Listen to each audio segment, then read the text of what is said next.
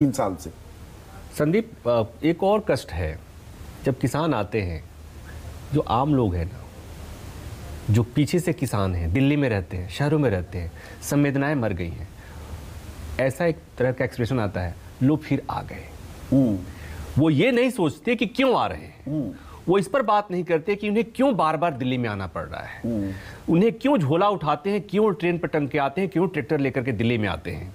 इस पर चर्चा नहीं करते लोग। और ये वही लोग हैं जो पीछे से किसान का मतलब हो गया, लो आ गई परेशानी, आ गई आफत, हाँ, आ गई, हो गई। तो ये वाली जो बात है, और आज चाहे वो और इनमें से बहुत से लोग वो ग्रामीण परिवेश से ही आते हैं, कहीं ना कहीं किसानी से जुड़े हुए। मैं अगर ये कहूं कि इसमें से बहुत लोग वो होते हैं जिन्होंने अपने पिता को रोते हुए, माँ को बिलखते हुए, इसलिए कि पिता किसान थे और वो अपने ठीक से अपने बच्चे का पालन पोषण करने में असमर्थ थे उस किसानी के चलते, और जिसके चलते यहाँ आकर के दिल्ली में मजदूर बन गए हैं, वो उन्हें भी किसानों से सिंपैथी नहीं है।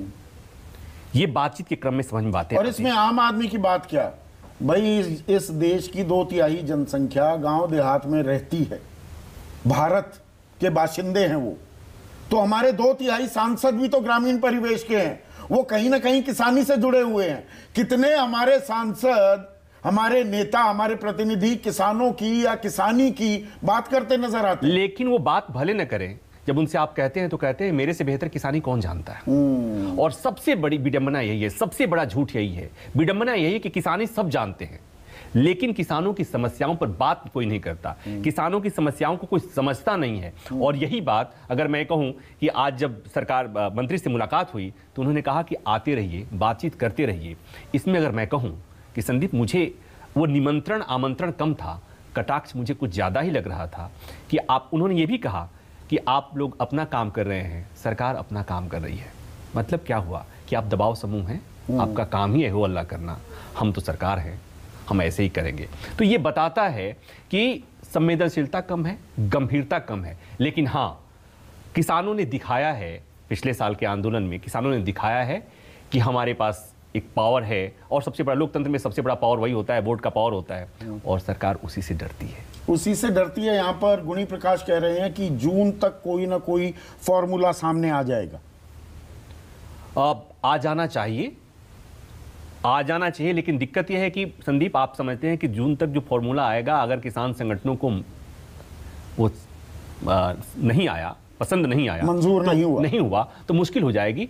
चुनाव भी है, तो मुझे इसमें डाउट है, पता नहीं गुणी प्रकाश ने जो कहा वो कितना वो है।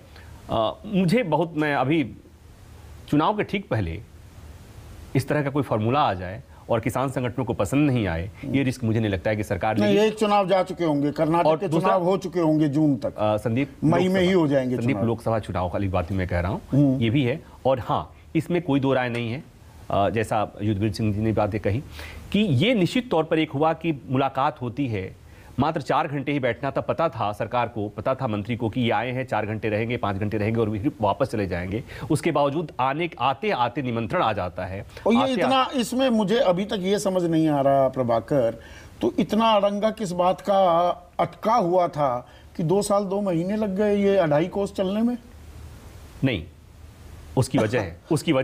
उसकी वजह है कि किसान संगठन और किसान संगठन के नेता, सरकार को पता है, सबके खूब अपने तंत्र होते हैं कि ये किसान मानने वाले नहीं है। आज लाल किला पे बैठे हैं, कल ये कहीं बिहार जाएंगे, कहीं ये झारखंड जाएंगे, कहीं ये महाराष्ट्र जा रहे हैं, कभी तमिलनाडु जा रहे हैं, कभी ये कहीं जा रहे हैं, और ये जाएंगे, जहां जहां जाएंगे तो थोड़ा थोड़ा नुकसान करेंगे, थोड़ा थोड़ा वो करेंगे। तो इससे बेहतर है कि इनसे बात करेंगे हम, सेफ्टी वॉल थियरी। हाँ, और दूसरी बात एक और कि आपने भी देखा कि मंत्री मिलते भी हैं, मंत्री मुलाकात करते हैं और अपने ट्विटर हैंडल से बाकायदे अनाउंस भी करते हैं कि हम संयुक्त किसान मोर्चा के प्रतिनिधियों से मिले हैं। मतलब ये एक संदेश देने की भी कोशिश है कि हम, वार्ता का द्वार हमारा है सो खुला हुआ है।